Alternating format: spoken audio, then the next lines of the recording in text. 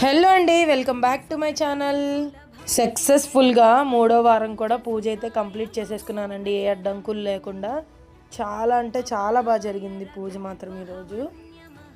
ఈరోజు స్వామివారికి నైవేద్యాలు వచ్చి రవ్వ కేసరి, అలాగే పరమాన్నం, వడపప్పు, బెల్లం, ద్రాక్ష పళ్ళు, అరటిపళ్ళు, యాపిల్ పళ్ళు, నల్ల నువ్వులు ఉండలు, అలాగే పానకం, ఇవన్నీ సమర్పించాను అనమాట స్వామివారికి ఈరోజు నివేదన.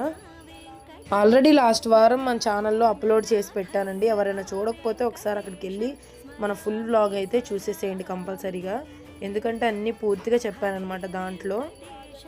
ఇంకా ఈరోజు ఈవినింగ్ వరకు ఉపవాసం ఉండి సాయంత్రం ఎవరినైనా అతిథిని పిలిచి వాళ్ళకి భోజనం అయితే పెట్టి ఆ తర్వాత మేము ఉపవాసం విరమిస్తామన్నమాట.